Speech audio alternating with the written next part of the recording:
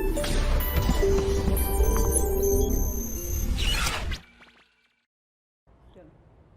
बच्चों, मैं रेणु सिंह आपको बॉटनी पढ़ाऊंगी। आरएनएस मेरा इनिशियल है बच्चों। चलिए हम लोग इसमें 12th क्लास के आप लोग बच्चे हैं। आपको पुष्पीय पादपों में जनन सबसे पहला जो है चैप्टर पढ़ना है, ठीक है बच्चों। इसके पहले आप लोग थोड़ा सा इस बात को समझ लीजिए कि जो भी चीज़ आज मैं पढ़ा रही हूँ, पहले मैं इसका एक फ्लो चार्ट आपको दूंगी।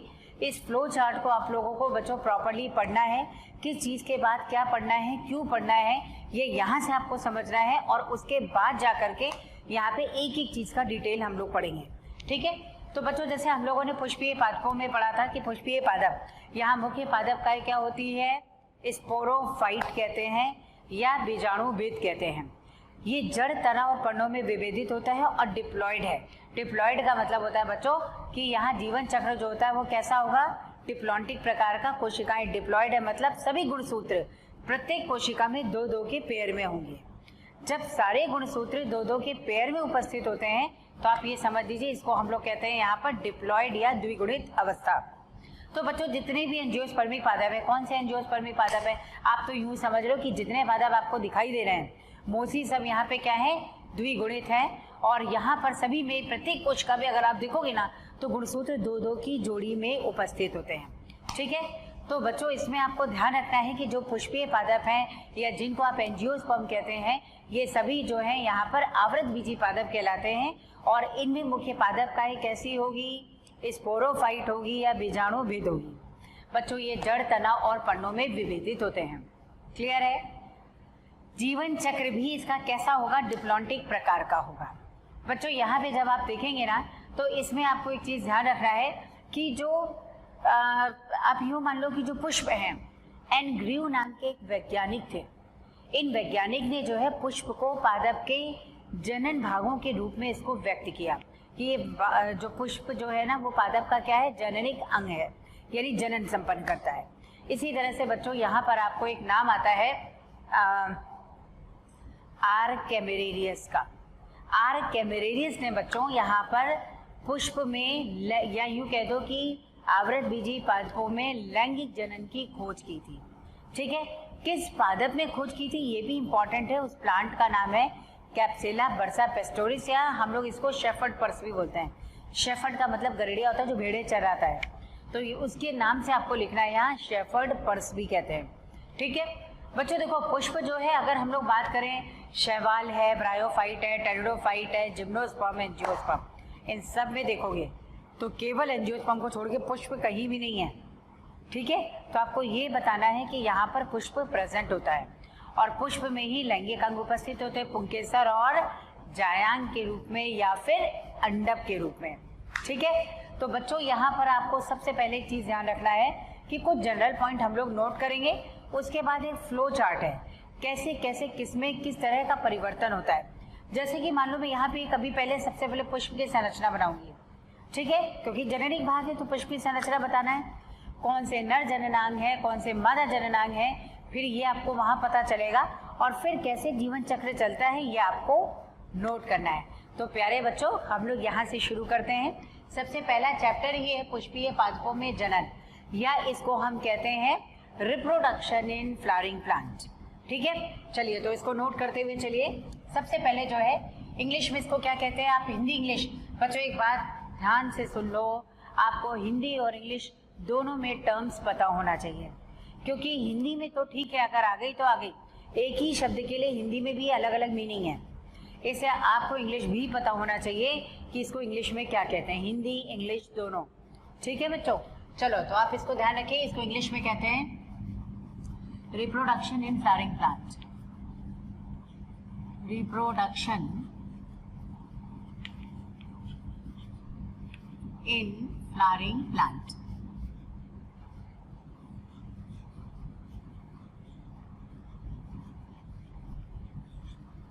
इन फ्लावरिंग प्लांट्स यानी पुष्पीय पादपों में जनन, ये आप पढ़ रहे हैं बच्चों।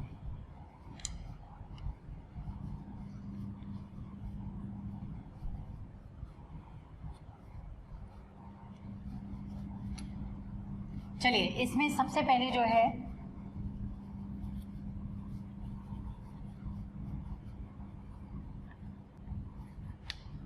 चलिए सबसे पहले बच्चों ये आवृत बीजी पादपों में आपको पढ़ना है, यानी पुष्पीय पादप आवृत बीजी पादप ही होता है। इसको इंग्लिश में हम लोग क्या कहते हैं? एंजियोस्पर्म। तो आपको इस तरह से लिखना है,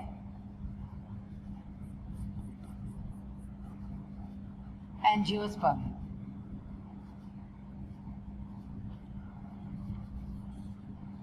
एंजियोस्पर्म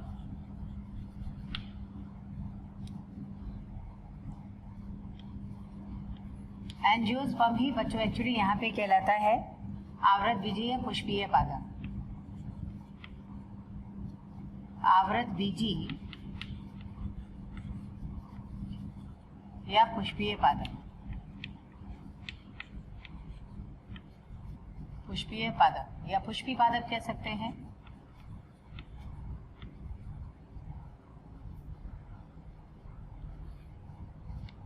बच्चों इसमें जब आप देखेंगे ना तो यहाँ पे मुख्य पादप काय क्या है, इसमें आप लिखिएगा में मुख्य पादप काय है।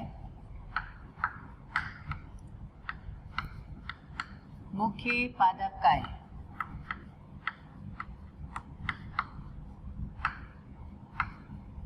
मुख्य पादप काय क्या है बच्चों? स्पोरोफाइट है। इसको हिंदी में या इंग्लिश में दोनों में ही आप कह सकते हैं स्पोरोफाइट।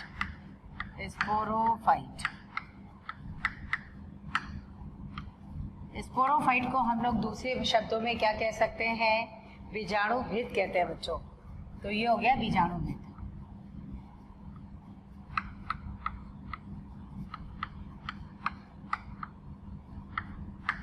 बीजाणुभिद, ये बीजाणुभिद या स्पोरोफाइट बच्चों जड़, तना और पर्णों में विभेदित होगा। ये जड़ या मूलें हो गई, जड़ या फिर इसको कहते हैं मूलें। तना हो गया और पर्णे, इनमें ये विभेदित होता है बच्चों। इसमें जीवन चक्र डिप्लॉन्टिक प्रकार का होगा। जीवन चक्र डिप्लॉन्टिक प्रकार या डिप्लॉन्टिक होता है। डिप्लॉन्टिक का मतलब होता है डिप्लॉन्टिक। बच्चों डिप्लॉन्टिक का मतलब क्या होता है? मैंने कहा था ना स्पोरोफाइट इसका डिप्लॉयड या द्विगुणित है। ठीक, मुख्य पादप काय वही है, यानी यही इसकी प्रभावी अवस्था है। आप यूं समझ लो, एक पेड़ है, पादप है, यही इसका स्पोरोफाइट है। जैसे आम का पेड़ मान लो, तो ये स्पोरोफाइट है जिसमें जड़, तना, पर्णे पाई गई।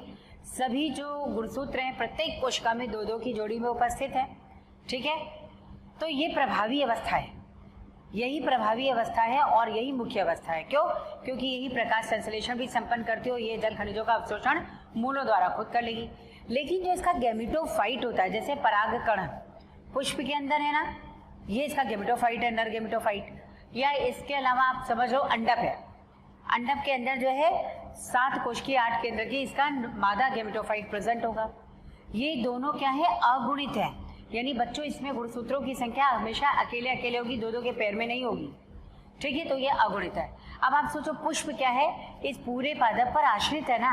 पुष्प को अलग कर दो तो कौन मरेगा? पादप तो जीवित रहेगा क्योंकि स्वतंत्र है। ये प्रकाश संश्लेषी भोजन बना लेगा और मूलों और खनिजों का अवशोषण कर लेगा। लेकिन जो पुष्प है वो तो मृत हो जाएगा, यानी यहाँ पुष्प यानी गैमेटोफाइट इस पर क्या है? आश्रित है। तो मुख्य पादप का क्या हो गया? स्पोरोफाइट है, उसका स्पोरोफाइट है द्विगुणित, इसको कहते हैं जीवन चक्र क्या हो गया? डिप्लॉन्टिक। चलिए इसके अलावा बच्चों इसमें हम लोग देखते हैं एक एनग्रीव नाम के वैज्ञानिक थे।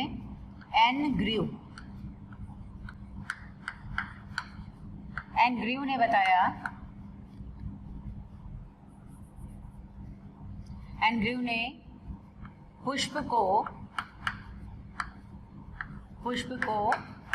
पादप के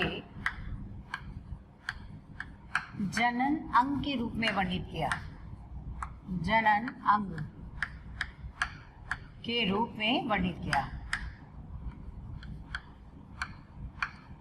रूप में वर्णित किया।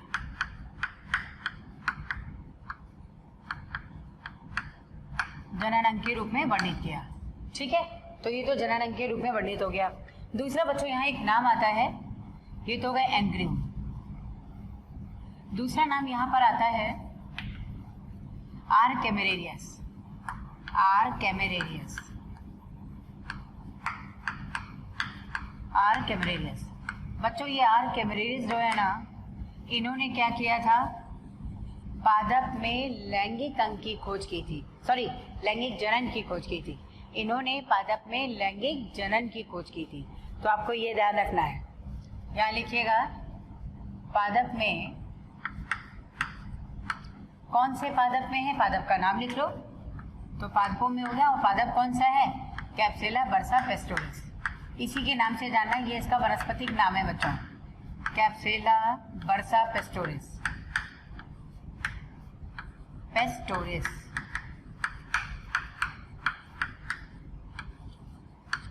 ये है कैप्सुला बर्सा पेस्टोरिस। तो कैप्सुला बर्सा पेस्टोरिस में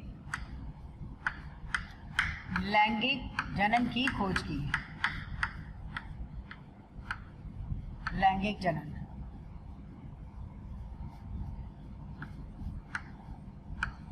जनन की खोज की। हम लोग लैंगिक जनन ही पहले पढ़ेंगे।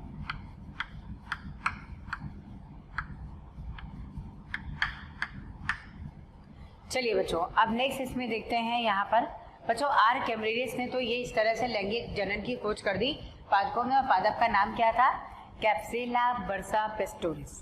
ठीक है, चलिए अब नेक्स्ट इसमें देखते हैं बच्चों, यहाँ पर एक चीज आपको और ध्यान रखना है, बीज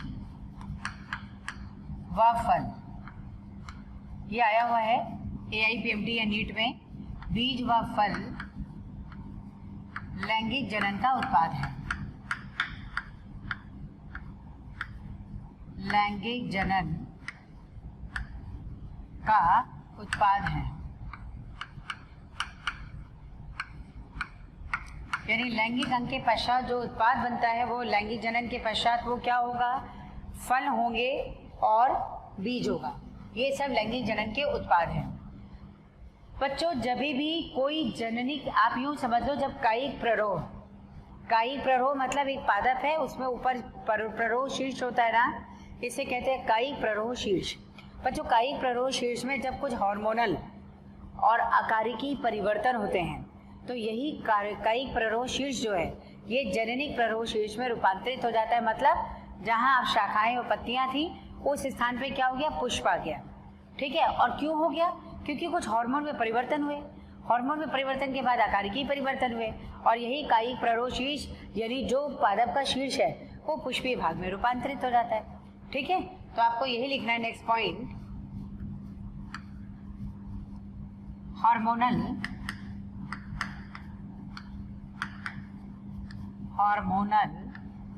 व कायिक परिवर्तन के पश्चात, कायिक परिवर्तन के पश्चात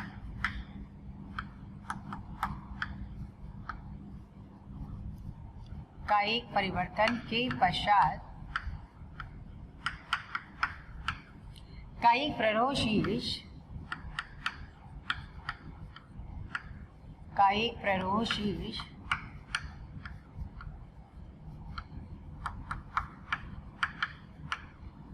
जननिक प्ररोह शीर्ष में, जननिक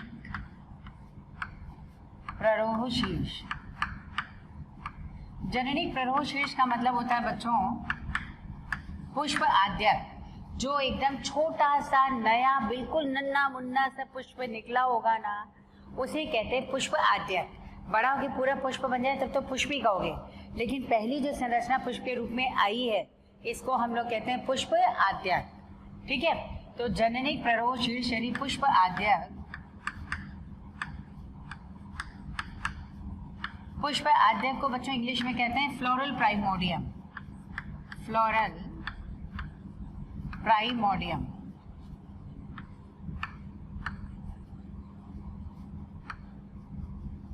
फ्लोरल प्राइमोडियम में रूपांतरित हो जाता है, में रूपांतरित हो जाता है। ठीक है, तो बच्चों अब इसमें हम लोग देखते हैं पुष्प की संरचना क्या होगी, कैसे पुष्प बनता है। एक्चुअली होता क्या है, पुष्प जो है वो यहाँ पर रूपांतरित प्ररोह है। बच्चों जो पुष्प होता है ना वो रूपांतरित प्ररोह ही तो है, मैंने यही तो लिखा है कि कुछ हार्मोनल और कायिक नहीं, बल्कि इसको आप लिखेंगे अकारिकी परिवर्तन, कायिक नहीं, हार्मोनल व अकारिकी परिवर्तन, आकारिकी मतलब वाह्य परिवर्तन। आकारिकी मतलब क्या होता है? पादप के वाह्य भागों की संरचना करना। जैसे पत्तियां कैसी दिख रही हैं, लंबी है, पतली है, मोटी है, कैसी है, ये आकारिकी हो गई। तरा कैसा है, मोटा, पतला, छोटा, लंबा, कैसा है, ये आकारिकी है। बाहरी जो संरचना दिख रही है ना, उसे आप आकारिकी कहते हो बच्चों। तो इसमें क्या होता है? कुछ हार्मोनल और आकारिकी परिवर्तन के पश्चात कायी प्ररोह शीर्ष ये जननिक प्ररोह शीर्ष में रूपांतरित हो जाता है। जननिक प्ररोह शीर्ष क्या है? ये पुष्प आद्यक है बच्चों। ठीक है, चलिए इसमें से नेक्स्ट हम लोग देखते हैं यहाँ। थैंक यू स्टूडेंट, हमें इतना प्यार देने के लिए। डेली काफ़ी संख्या में स्टूडेंट हमारे वीडियोस को देख रहे हैं और उसका लाभ उठा रहे हैं। बच्चों, आप सभी से मेरी ये रिक्वेस्ट है कि प्लीज़ नीचे दिए गए डिस्क्रिप्शन में दिए गए लिंक को प्रेस करिए और अपना एनरोलमेंट कराइए। बच्चों, इसके साथ ही जिन बच्चों को यहाँ पर डाउट सेशन की भी ज़रूरत है, साथ ही मटेरियल्स की भी ज़रूरत है, वो सभी हमारे प्रीमियम कोर्सेज को भी रजिस्ट्रेशन करवा सकते हैं। आप देखिएगा तो इसमें चलिए अब इसमें आपको बच्चों देखना है, यानी इसका मतलब यह है कि पुष्प एक रूपांतरित प्ररोह है। पुष्प एक रूपांतरित प्ररोह है। बच्चों, ये क्वेश्चन भी आपका नीट में आया हुआ है। पुष्प एक रूपांतरित प्ररोह है, इसको नीट डाल दो। इसी तरह से जो है जीवन चक्र डिप्लॉन्टिक होता है, ये भी आया हुआ है। और आर कैमरेरियस ने जो है यहाँ पर लैंगिक जनन की खोज पादप में की थी, ये भी आया हुआ है। ये आपको याद रखना है, ठीक है। फल व बीज जो है लैंगिक जनन का उत्पाद है, ये भी नीट में आया हुआ है बच्चों। तो ये सब आप इसमें नीट यहाँ लिख लेंगे। नीट जो हम लोग मेडिकल का एग्जाम दे रहे हैं ना बच्चों, ये नीट ही है और यही नीट पे आपको लिखना है, ठीक है। इसको फटाफट लिखो। अब हम नेक्स्ट बताते हैं कि कैसे पुष्प जो है एक रूपांतरित प्ररोह कहा गया, कैसे प्ररोह रूपांतरित हो रहा है पुष्प में। अगली हम संरचना वही बनाएंगे। तो चलिए इसमें देखते हैं नेक्स्ट। बच्चों, इस तरह से आप लोग मान लो कि यहाँ पर जो है ये आप देखिए, ये कायिक प्ररोह है और ये इसका शीर्ष हो गया, ऐसे है ना। ये कायिक प्ररोह का मतलब क्या हो गया? एक तना है ना। और इसमें पर्व संधियां इस तरह से पाई जाती है। जैसे गन्ने में लाइन होती है ना, इस तरह की लाइन इसमें पाई गई और उसी लाइन से ही बच्चों क्या होती है? पत्तियां विकसित होती हैं। आप देखो इसमें ये यहाँ पर ये पत्ती विकसित है, ये पत्ती यहाँ पर भी उपस्थित है। यहाँ देखो तो इसमें दूसरी पत्ती हो गई। ये पढ़ने यहाँ भी उपस्थित है, ये सब पढ़ने बच्चों इसमें उपस्थित है, ठीक है। आपको भी फिलहाल इतना समझना है कि क्यों हम ये कहते हैं कि पुष्प एक कायिक रूपांतरित प्ररोह है। देखो ये तो हो गया प्ररोह, कायिक प्ररोह। यहाँ आप लिख सकते हैं ये कायिक प्ररोह है। कायिक का मतलब होता है पादप के जो कायिक भाग है, जैसे जड़, तना, पत्तियां, ये इसमें होंगी, तो ये कायिक प्ररोह हो गया। अब यही कायिक प्ररोह कैसे जो है यहाँ पर पुष्प में रूपांतरित हो रहा है, यही भाग आप देख लो। तो यही तना थोड़ा सा बच्चों फूल जाता है, ये तना थोड़ा सा फूल जाएगा इस तरह से। देखिए ये तना थोड़ा सा इस तरह से फूला और इसने बना लिया पुष्पासन, ये बन गया पुष्पासन। अब आप बच्चों इस तरह से देखो, एक पत्ती है ना, ये यहाँ पे इस तरह से बना लेती है वाहिदल। ये देखिए यहाँ से इस तरह बन गया ये वाहिदल, ठीक है। मैंने ये बताया यही तना थोड़ा सा फूल जाता है बच्चों, ये पुष्पासन है। ये पत्तियां जो है रूपांतरित हो गई वाहिदल में। अब ये वाली जो ऊपर की पर्वसंधि है, इसमें जो उपस्थित पत्तियां हैं, ये बच्चों यहाँ रूपांतरित हो जाएंगी दल में।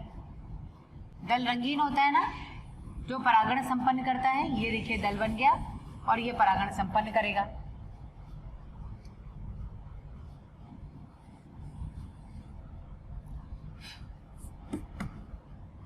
ये जो है इस तरह से यहाँ पे बच्चों बना देगा दल, ठीक है। ये बन गया दल, रंगीन भाग पुष्प का, जो परागण में सहायक है। इसके बाद बच्चों इसी में जो है अगली जो ये देखो, ये जो पर्वसंधि थी ये तो वाहिदल बना रही है, ये पर्वसंधि जो है ये बना रही है रंगीन भाग दल। उसके बाद ये पर्वसंधि जो है पुंकेसर बना लेगी, है ना। तो ये इसमें आ गया बच्चों पुंकेसर। अगला जो भाग है वो बन गया इस तरह से पुंकेसर। कहीं भी हो सकता है, आप यहाँ बना दो पुंकेसर, तो कहीं भी हो सकता है कि दल के आगे आ गए हो या फिर दल के किनारे हो। लेकिन इसी में अब आपको बच्चों बनाना है इस तरीके का अंडम। ये भाग इसमें बन गया पुष्प में अंडक।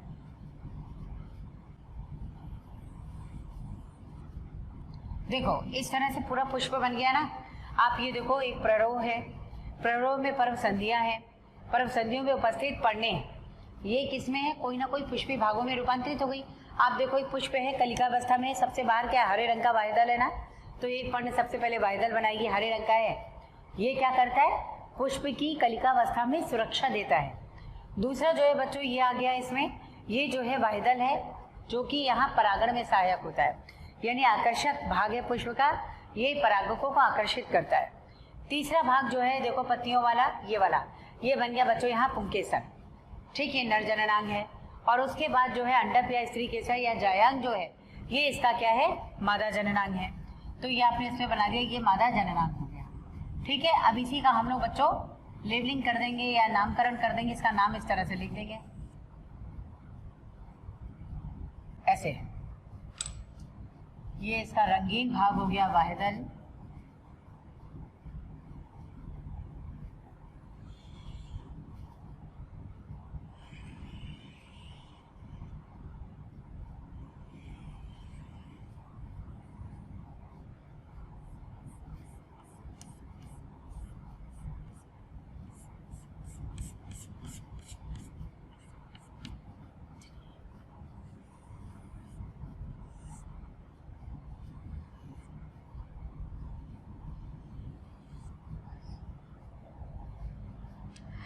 ये वाला भाग बच्चों ये हो गया इसका वाहिदल।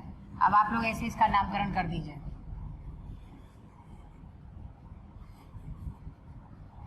चलिए मैं यहाँ नाम लिखती हूँ, इसे बच्चों कहते हैं पुष्पवृंत। पुष्पवृंत यानी पुष्प की डंठल है, पुष्पवृंत। इंग्लिश में इसको कहते हैं पेडिसिल, पेडिसिल। फिर इसके बाद ये बच्चों फूला हुआ भाग है जिसको कहते हैं पुष्पासन। ये हो गया पुष्पासन, इसको हम लोग कहते हैं यहाँ पर थैलेमस, ये थैलेमस कहलाता है।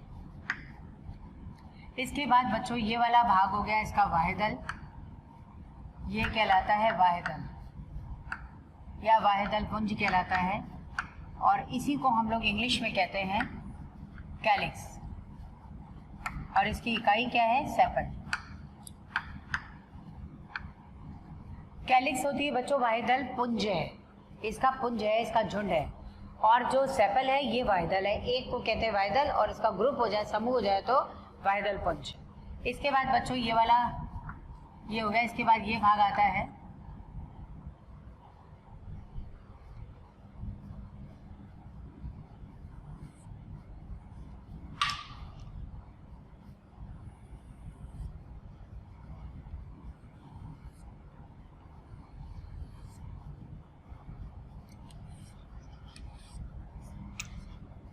इसके बाद बच्चों ये देखो ये वाला भाग इसका कहलाता है दल। ये रंगीन भाग है जो परागण में सहायक होता है, और इसको हम लोग कहते हैं कोरोला। कोरोला क्या है, ये दलों का ग्रुप है भाई बच्चों, पुंज है कोरोला, और इसकी इकाई होती है पेटल। हिंदी में तो हम लोग लिख देते पुंज लिख दो तो ये पूरा ग्रुप है, और अगर एक वर्ड लिखा तो एक को कहते हैं इसमें, ठीक है बच्चों। ये पुष्प का क्या है, आवश्यक अंग है, सॉरी ये सहायक अंग है, इन दोनों को कहा गया सहायक अंग। सहायक अंग कैसे सहायक अंग है, एक जो है कलिकावस्था में सुरक्षा दे रहा है, इससे सहायक अंग है, और दूसरा क्या है परागण में सहायक हो रहा है, जो लैंगिक जनन में सहायता कर रहा है, से इनको कहते हैं हम लोग सहायक अंग। अगला इसमें देखो ये बच्चों है पुंकेसर। शायद ये उतना क्लियर दिखाई नहीं दे रहा है, इससे इसको थोड़ा सा डार्क करते हैं। ये है, ये हो गया इसमें पुंकेसर, ये हो गया इसमें पुंकेसर। तो ये कहलाता है बच्चों पुंकेसर या पुमंग कहते हैं इसको, इसका ग्रुप है, इनका पूरा पुंज पुमंग कहलाता है। वैसे पुंकेसर एक को कहते हैं, और इंग्लिश में इसको कहते हैं स्टैमेन। स्टैमेन ये नर जननांग है, ठीक। ऐसे ही बच्चों ये कहलाता है अंडक अंडक, या इसको हम लोग कहते हैं कार्पल। कार्पल या पिस्टिल कह दिया जाता है, ये आपको ध्यान रखना है। ये दोनों बच्चों इसके क्या है, आवश्यक अंग हैं जो लैंगिक जनन में सहायक होते हैं। तो इनको आपको लिखना है आवश्यक अंग। ये इसमें हो गया आवश्यक अंग।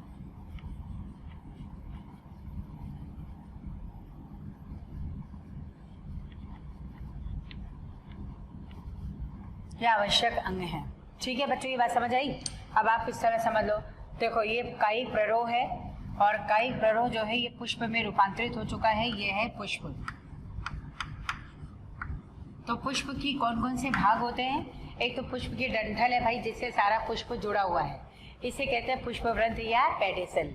बच्चों इसी का ऊपरी फूला हुआ भाग ये पुष्पासन है, जिसपे पुष्प के सभी भाग स्थित होते हैं, है ना। इसे थैलेमस कहते हैं इंग्लिश में। इसके बाद ये वाहिदल है, जिसे हम लोग कैलिक्सा सेपल कह देते हैं। ये क्या करता है, कलिका अवस्था में पुष्प को सुरक्षा देता है, प्लस परागण, ये क्या नाम है, प्रकाश संश्लेषण, हरा है ना, इससे प्रकाश संश्लेषण भी संपन्न करेगा। ये पुष्प का रंगीन भाग है, जिसे हम लोग दल कहते हैं या इसको कोरोला कहते हैं। इसकी एक इकाई देख लो या एक भाग देख लो तो पेटल है। ये दोनों पुष्प के सहायक अंग हैं। क्यों? क्योंकि सहायता करते हैं। इसका काम क्या है, रंगीन है तो परागकों को आकर्षित करता है, परागण में सहायक है। ठीक है, तो परागण होता क्या है? परागण होता है बच्चों जब परागकोश से परागकण निकलकर किसी पुष्प की वर्तिकाग्र पर गिरे तो परागण हो गया, उसके बाद निषेचन संपन्न हो जाएगा। तो ये दोनों आवश्यक अंग हो गए, सहायक अंग हो गए, सहायक अंग हो गए। और अंडप और पुंकेसर आवश्यक अंग हो गए। क्यों? क्योंकि अंडप इसका क्या है, मादा जननांग, और जो पुंकेसर है वो उसका नर जननांग है। लैंगिक जनन में यही सहायक होते हैं, इससे इनको आप कहते हैं ये आवश्यक अंग है। ठीक है, तो आप बच्चों समझो ये पुष्प में कितनी जो है पर्व संधि है, आपको कहना है इसमें 4 पर्व संधि है। इसमें 4 पर्व संधि है। कैसे होगा पर्व संधि, होती क्या है? मैंने कहा था जैसे ये है, ये एक पर्व संधि हो गई ना, इसको आप कहेंगे पर्व संधि। पर्व संधि और पर्व संधि के बीच का भाग पर्व हो गया, तो ये दोनों पर्व संधि हो गई। तो एक पर्व संधि वाहिदल बना रही है, एक दल बना रही है, एक पुंकेसर, एक स्त्रीकेसर, जायांग या अंडप बना रही है। तो 4 हो गए ना पर्व संधियां। तो ये 4 पर्व संधि हो गई बच्चों। इस तरह से आपको ध्यान रखना है। ठीक है, तो ये तो पुष्प का भाग हो गया, इसको ध्यान से देख लो। अब हम लोगों को कैसे पढ़ना है, इसमें जो बच्चों पुष्प है, पुष्प का जो जीवन चक्र चलता है वो चलता कैसे है, इसको मैं अभी आगे बताती हूँ। थोड़ा सा इसको हमें मिटाना पड़ेगा, जल्दी से आप इसको चेक कर लो।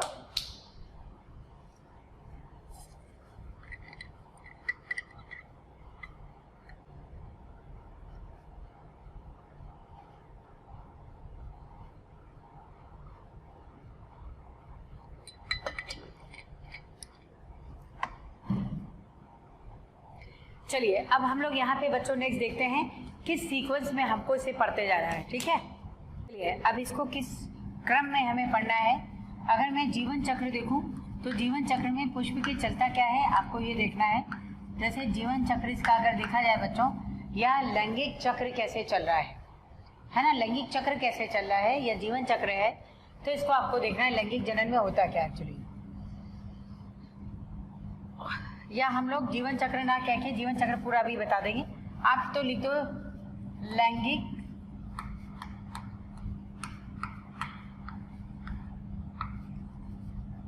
जनन। लैंगिक जनन में करना क्या है, कैसे, कौन कौन से पार्ट हैं, कौन कौन से 3 भागों में इसको विभाजित किया गया है, आपको बच्चों ऐसे देखना है। सबसे पहला होता है इसमें पूर्व निषेचन अवस्था। पूर्व निषेचन अवस्था।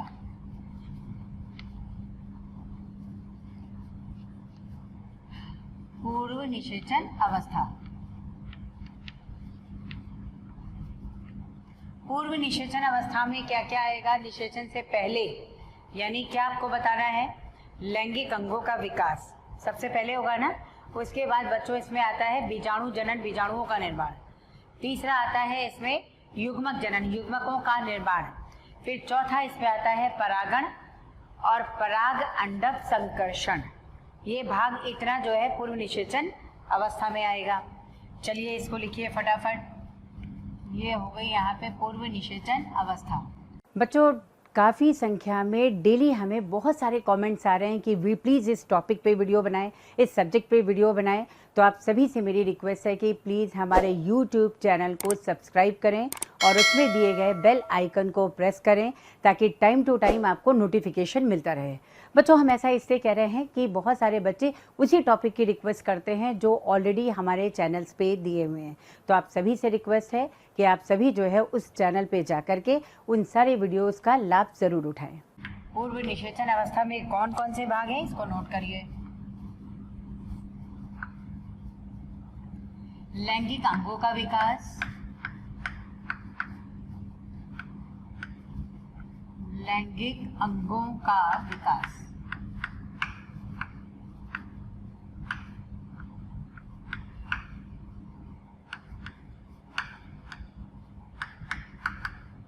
लैंगिक अंगों का विकास। लैंगिक अंग क्या है?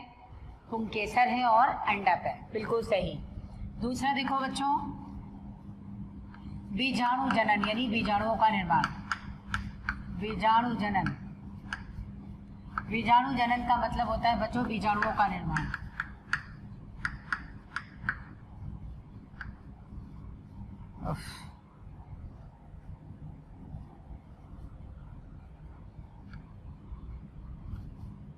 बीजाणुओं का निर्माण।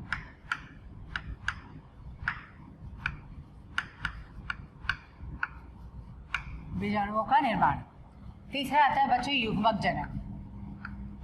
युग्मक जनन, युग्मक जनन का मतलब होता है युग्मकों का निर्माण। नर युग्मक मादा युग्मक पढ़े है ना, बस वही आपको बताना है, युग्मकों का निर्माण, का निर्माण। नेक्स्ट आता है बच्चों इसमें परागण। परागण क्या है? पराग कणों का पराग कोश से निकलकर वर्तिकाग्र पर गिरना, ये परागण है। और पराग अंडक संकर्षण, संकर्षण। पराग अंडक संकर्षण का मतलब होता है बच्चों जैसे परागकण वर्तिकाग्र पर गिरे ना, तो वर्तिकाग्र द्वारा सही पराग कणों की पहचान करना, पराग नलिका का निर्माण करना, ये सब जो है पराग अंडक संकर्षण में आते हैं। चलिए अब दूसरा पॉइंट इसका आता है बच्चों, जैसे मैंने कहा ये पूर्व निषेचन अवस्था है। अब आती है इसमें निषेचन। दोनों जो है युग्मकों का संलयन, ये निषेचन कहलाता है। ठीक है, तो ये निषेचन हो गया या फर्टिलाइजेशन कहते हैं। अब तीसरा जो बच्चों भाग आता है इसमें, थर्ड पार्ट इसका आता है ना, थर्ड पार्ट इसका होगा, ये है निषेचन, पश्च निषेचन घटनाएं। मतलब निषेचन के पश्चात की घटनाएं क्या है? पश्च निषेचन घटनाएं।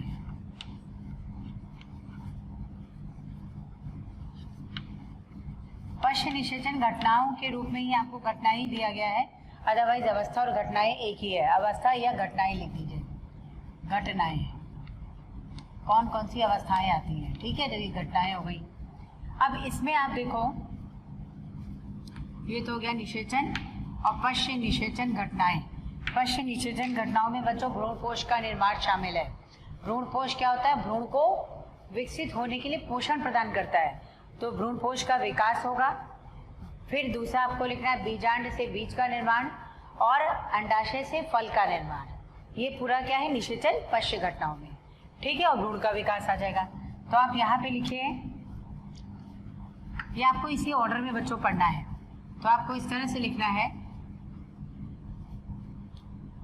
सबसे पहले आप लिखेंगे यहाँ पर भ्रूणपोष का निर्माण या भ्रूणपोष का विकास। भ्रूणपोष कहते हैं बच्चों एंडोस्पर्म को।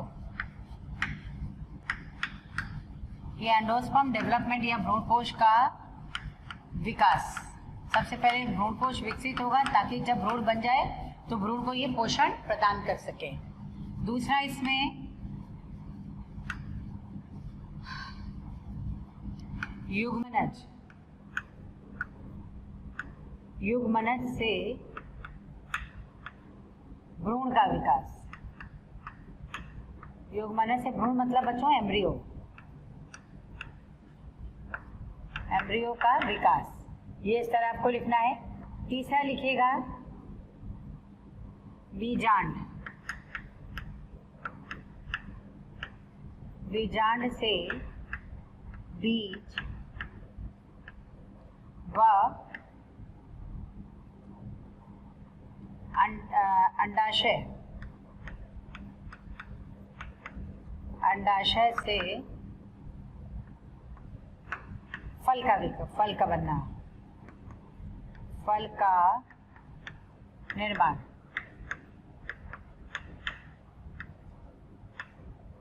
तो देखो बच्चों, यहाँ से भी क्वेश्चन आया है, सीधा सीधा क्वेश्चन यहाँ से आया हुआ है। बीज किसका रूपांतरण है? बीजांड का। बीजांड निषेचन के पश्चात क्या बनाएंगे? बीज। यहाँ आप डाल दीजिए नीच। भ्रूण कोश का विकास होगा जो भ्रूण को पोषण देता है। दूसरा युग्मनज से भ्रूण का निर्माण है, बीजांड से बीज का निर्माण है और अंडाशय से फल का निर्माण है। अंडाशय जो है किसमें रूपांतरित होगा बच्चों? फल में। ठीक है, तो ये आपको इतना ध्यान रखना है। शायद ये बात आपको समझ में आ रही होगी बच्चों। अब चलो हम लोग इसमें आगे बात करते हैं नर जननांग। यहाँ तक आप लोगों को नोट कर लेना है। अब इसमें आता है नर जननांग। क्या मैं इधर बना देती हूँ, आप इधर देखिए।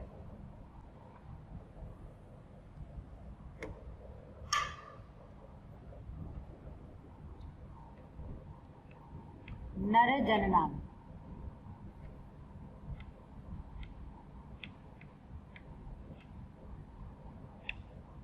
नर जननांग या male reproductive structure, male reproductive structure.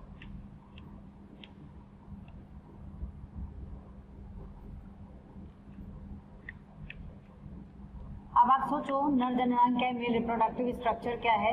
तो सबसे पहले तो आपको यही ध्यान रखना है कि हम लोगों ने बच्चों नर जननांग या मेल रिप्रोडक्टिव स्ट्रक्चर क्या पढ़ा था इसमें। वैसे आपको कहना पड़ेगा पुमंग। ये क्या है? पुंकेसरों का समूह, एक या एक से अधिक पुंकेसरों से बना हुआ है। क्या कहते हैं? पुंकेसरों का समूह है, तो पुमंग हो गया ना, जिसको हम लोग कहते हैं यहाँ पर एंड्रोशियम। अब इसी के अंदर ये कई सारे जो इसकी इकाइयाँ क्या हुई, मैंने कहा ना कई सारे पुंकेसर का समूह, तो ये इसकी इकाई क्या हुई? पुंकेसर हुई ना, जिसको हम लोग कहते हैं स्टैमेन। अब उसके दो भाग होते हैं बच्चों, एक डिब्बे जैसा भाग होता है ना, इसको ऊपर कहते हैं परागकोश, और जो नीचे का पतला सा भाग होता है उसको कहते हैं पुतंतु या फिलामेंट। ठीक है, तो पहले मैं यहाँ ड्रॉ कर दूं, फिर आपको बताती हूँ कैसे आपको नोट करना है।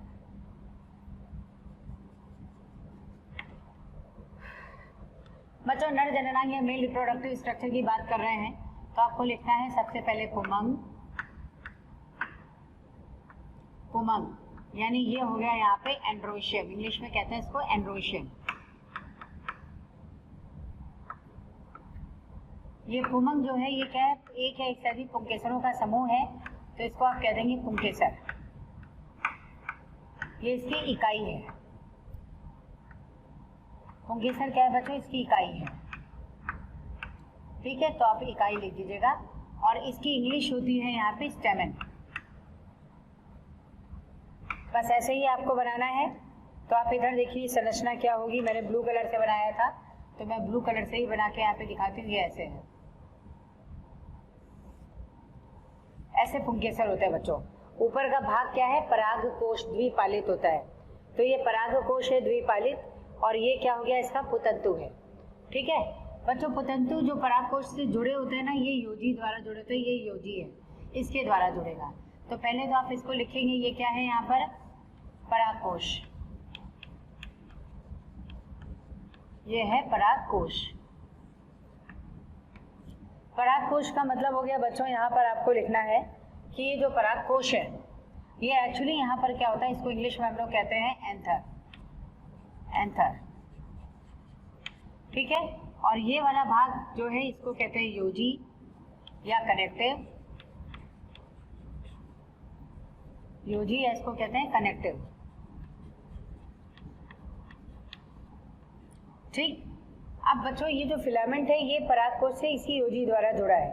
ये जो तंतुनुमा संरचना है ना, इसको पुतंतु कहते हैं। परागकोश का तंतु इसे पुतंतु कह देते हैं। और ये जो है पुमंग का भाग है, और इसी को हम लोग इंग्लिश में कहते हैं फिलामेंट। फिलामेंट, ठीक है, ये फिलामेंट कहलाता है बच्चों। ये इसका नर जननांग है। अब हम लोग पराग कोश की बात देखें तो पराग कोश बच्चों जनरली द्विपालित होता है। पराग कोश, पराग कोश बच्चों इस तरह देख रहे हैं, जनरली ये द्विपालित है, द्विकोष्ठी भी कह देते हैं, लेकिन कभी कभी क्या होता है एक पालित भी होता है। तो एक चीज तो आपको ये ध्यान रखनी कि जो पराग कोश है इस पुतंतु पर ऊर्ध्वाधर रूप से रहेगा, ऊर्ध्वाधर या ऊर्ध्व रूप से उपस्थित होगा। ये स्टेटमेंट लिखो पहले आप, पराग कोश। अब पराग कोश मैंने एंथर लिख दिया ना, तो अब आप एंथर ही लिखते चलना। आप ऐसे लिखिए, एंथर फिलामेंट पर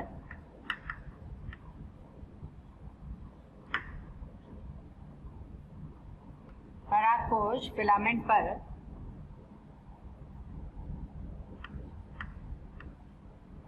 पर ऊर्ध्व रूप से उपस्थित होता है, ऊर्ध्व रूप से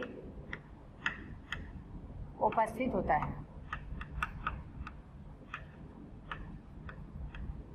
ठीक है, तो ऊर्ध्व रूप से उपस्थित होगा या ऊर्ध्वाधर खड़ा खड़ा ऐसे उपस्थित होगा। अब ये जो परागकोश है बच्चों, ये परागकोश दो प्रकार का होता है, द्विपालित और एक पालित।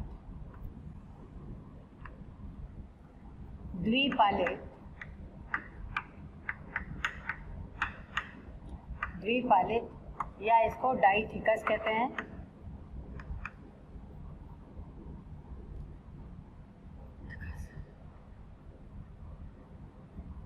इसको डाइथिकस कहते हैं। अभी इसको समझाती हूँ बच्चों मैं। और एक होता है एक पालित,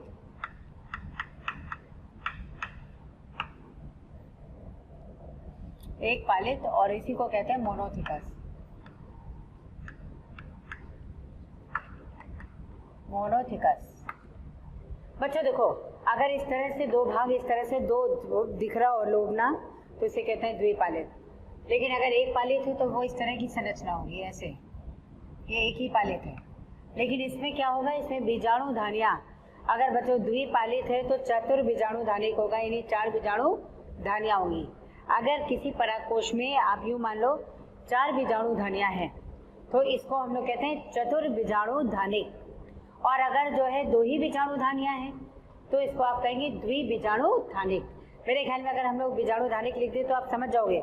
वो बीजाणु धानियां एक ऐसी संरचना है जिसके अंदर बीजाणु पाए जाते हैं। बीजाणु धानी का मतलब क्या होता है, एक ऐसी संरचना जिसके अंदर बीजाणु उपस्थित, उनको कहते हैं बीजाणु धानी। समझ आया? चलो, तो द्विपालित संरचना है और ये जनरली क्या होती है, चतुर बीजाणु धानिक।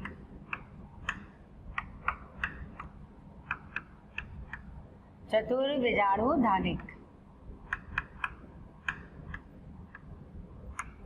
यानी 4 बीजाणु धानियां इसमें उपस्थित होंगी। इसका एग्जाम्पल क्या है, प्रायः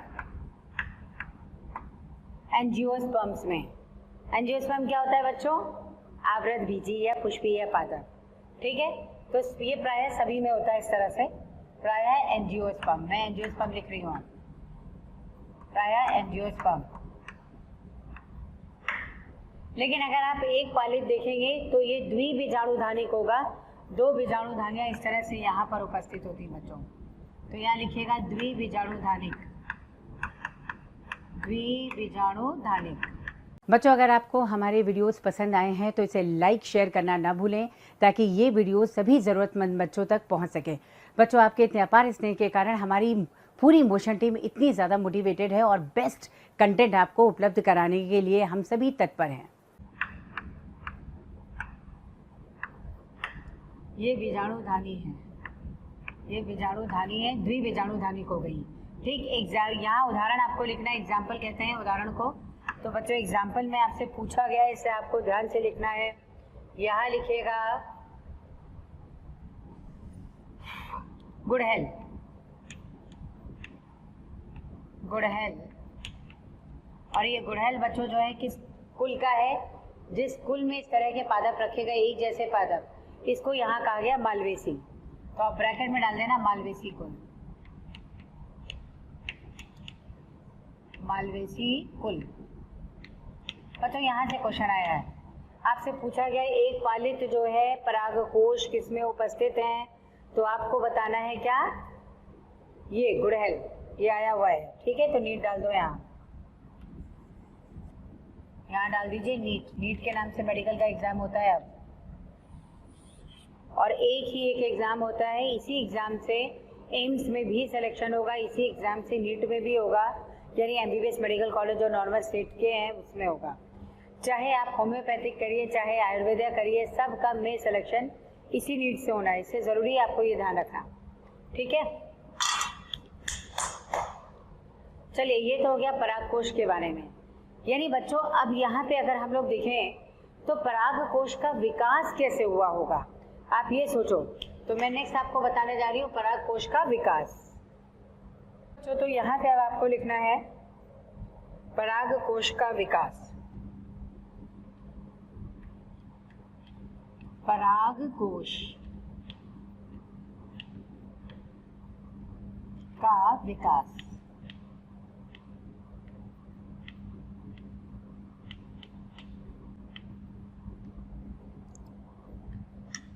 ये बच्चों मेरे ख्याल में आपको समझ आ चुका है, फिर से सुन लो। ये पुंकेसर है, पुंकेसर का ऊपरी फूला भाग परागकोश है जिसके अंदर परागकण होंगे, और ये नीचे इसका जो है ये क्या है, पुतंतु। पुतंतु परागकोश से योजी द्वारा जुड़ा होता है। ठीक है, यहाँ तक समझ आ गया। अब इस परागकोश के बारे में देखें, अगर इस तरह से द्विपालित है तब तो ये सामान्यतः सभी में होगा, और 4 बीजाणु धानियाँ होंगी, इसे चतुर्बीजाणु धानिक कह देते हैं हम लोग। लेकिन कभी कभी ऐसा होता है बच्चों कि ये इस तरह का जो है द्विपालित ना होकर के एक पालित ऐसी संरचना बनी है, तो इस तरह की संरचना होगी एक पालित, इसको हम मोनोथिकस कहते हैं। और यही जो है यहाँ पर इसमें 2 बीजाणु धानियाँ होंगी, इस आपने इसको द्विबीजाणु धानिक कहा। और इसका उदाहरण गुड़हल है जो आपसे पूछा गया है, लेकिन ये अपवाद है, इसको आप अपवाद लिखिएगा, हमेशा नहीं होता। यहाँ लिखिए एक पालित अपवाद। एक पालित क्या होता है बच्चों, अपवाद है ये। चलो अब परागकोश का विकास यहाँ से देखते हैं। तो बच्चों परागकोश का विकास होता क्या है, सबसे पहले आप लोग एक तरह की संरचना देखें, बीच में इस तरह से जो है कोई इस तरह की संरचना, मान लो कि कोई पुष्प बन रहा है और पुष्प बनने वाला है, उसके पहले एक गोल, आप समझ लो कि कहीं भी पुष्प निकल रहा है, मैं तो परागकोश की बात करूँ सिंपल, लेकिन अगर कोई पुष्प निकल रहा है तो छोटा सा एकदम गोल लड्डू की तरह निकलेगा ना, बिल्कुल लड्डू की तरह। तो आप सोचो कि उसका परागकोश भी तो छोटा सा उसके अंदर लड्डू की तरह निकला होगा, बस समझ लो ये वही लड्डू है। ठीक है ना, तो अब आप ये देखो, इस तरह से गोल लड्डू की तरह जो है ये एकदम संरचना है। लड्डू सुन के मजा आ रहा है ना, बस पढ़ते चलो। अब इसी के बाहर ये हाइपोडर्मिस है, और इसके बाहर की जो संरचना होगी ये वाली संरचना, ये बच्चों इसमें एपिडर्मिस है। ठीक है, ये एपिडर्मिस हो गई। अब आप ये समझ लीजिए कि ये जो पूरी संरचना है वे द्योतकों का समूह है, और बाहर वाला ये जो भाग है इसको बच्चों कहते हैं एपिडर्मिस। एपिडर्मिस ये हो गया एपिडर्मिस, और ये वाला जो बाहरी भाग है इसको कहते हैं बच्चों हाइपोडर्मिस। हाइपोडर्मिस बच्चों, यही हाइपोडर्मिस की कोशिका चारों कोनों से विशिष्ट होकर बनाती है आर्की स्पोरियल कोशिका। अरे चारों कोनों से मतलब आप क्यों मानो, ये भाग बना होगा, इधर से देखो 4 कोने कौन से हो गए, एक कोना ये हो गया, एक कोना ये हो गया, एक कोना ये हो गया, और एक कोना ये है। ऐसे चारों कोनों से विशिष्टीकृत हुई और इससे बना दिया आर्की स्पोरियल कोशिका। तो अब आपको यही बताना है, इस तरह से चौक कहाँ गई भाई, हाइपोडर्मिस यहाँ लिखिएगा, चारों कोनों से विशिष्टीकृत होकर, चारों कोनों यानी 4 कॉर्नर से स्पेशलाइज होकर के या चारों कोनों से विशिष्टीकृत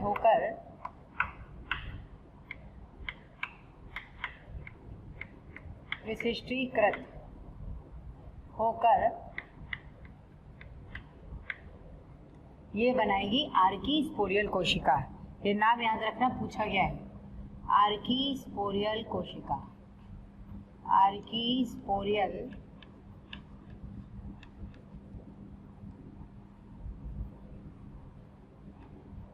आर्कीस्पोरियल कोशिका बनाती है। ठीक है, अब बच्चों यही आर्कीस्पोरियल कोशिका ये परिणत रूप से विभाजित होकर, यहाँ लिखेंगे परिणत विभाजन। परिणत विभाजन मैं बताती हूँ अभी परिणत विभाजन क्या होगा। परिणत विभाजन होता है अगर आपकी गर्दन खत से उड़ा दी जाए तो ये क्या अनुप्रस्थ है, लेकिन थोड़ा डिजाइन लेकर के कट किया जाए तो इसे परिणत कहते हैं। मान लो एक कोशिका है ऐसे, ठीक है, ये इस तरह से विभाजित हुई तो आपने कहा ये अनुप्रस्थ है, लेकिन यही कोशिका बच्चों अगर इस तरह से विभाजित हो, थोड़ा सा ऐसे कर्व लेकर ऐसे ऐसे, तो इसको हम कहते हैं परिणत। ठीक है, और अगर यही कोशिका इस तरह से थोड़ा तिरछी विभाजित हो जाए, इसको कहते हैं अपनत विभाजन। ये है परिणत और ये है अपनत विभाजन।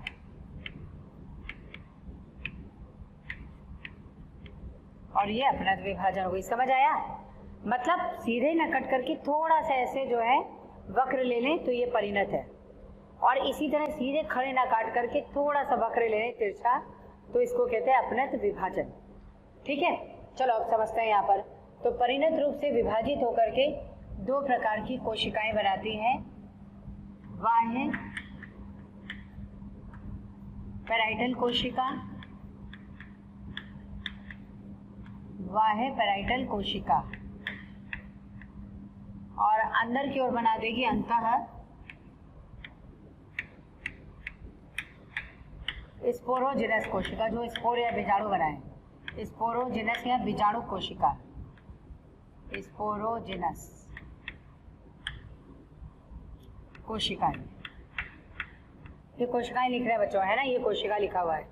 अब बच्चों यही बाह्य जो पैराइटल कोशिका है, ये फिर से अपनत और परिणत दोनों विभाजन द्वारा, आप लिखेंगे पहले परिणत होगा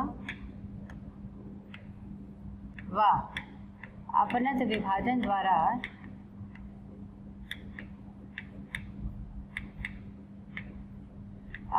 अपनत विभाजन द्वारा ये क्या बनाएगी?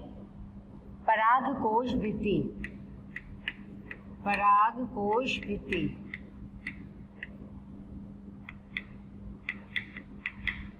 परागकोश भित्ति बनाएगी। ठीक है बच्चों, ये परागकोश भित्ति जो बन गई है, ये परागकोश भित्ति, इसमें क्या होगी? आपको लिखना है एंडोथीश, क्या कहते हैं इसको, टेपिटम युक्त। टेपिटम आंतरिक परत है, टेपिटम आंतरिक परत, आंतरिक परत। और यहाँ आप देखेंगे बच्चों, तो जो अंतः स्पोरोजिनस कोशिका है, ये बना जाती है बीजाणु मात्र कोशिका। बीजाणु मात्र कोशिका मतलब जो आगे चल करके बीजाणु बनाए उसको बीजाणु मात्र कोशिका कहते हैं। ऐसी कोशिकाएं बच्चों जो आगे विभाजित होकर के बीजाणुओं का निर्माण करें, उसे बीजाणु मात्र कोशिका कहते हैं। तो ये क्या हो गई यहाँ पर, ये बीजाणु मात्र कोशिका है, और ये क्या बना रही है? ये बना रही है बच्चों यहाँ पर टेपिटम। ठीक है, तो ये टेपिटम बन रहा है। चलो, तो यहाँ तक इसको बच्चों पढ़ना है, और अब नेक्स्ट जो है इसको अगले टर्न में हम लोग परागकोश की आंतरिक संरचना पढ़ेंगे। ठीक है,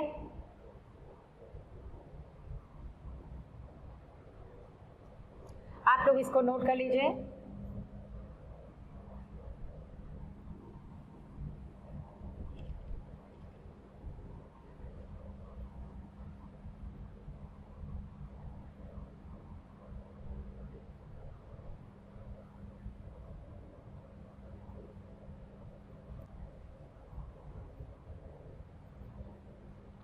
बच्चों यहाँ आर्कीस्पोरियल कोशिका आप लोग नोट कर लीजिएगा, क्योंकि आपसे पूछा जाता है कि किन कोशिका से परागकोश भित्ति का विकास हुआ, तो आपको बताना है यहाँ पर क्या है, आर्कीस्पोरियल कोशिका। चलिए नेक्स्ट इसमें। बच्चों अगर आपको मेरी वीडियोस पसंद आई है तो बाकी के कंटेंट के लिए इस नंबर पे कॉल करें 1800212179। Thank you.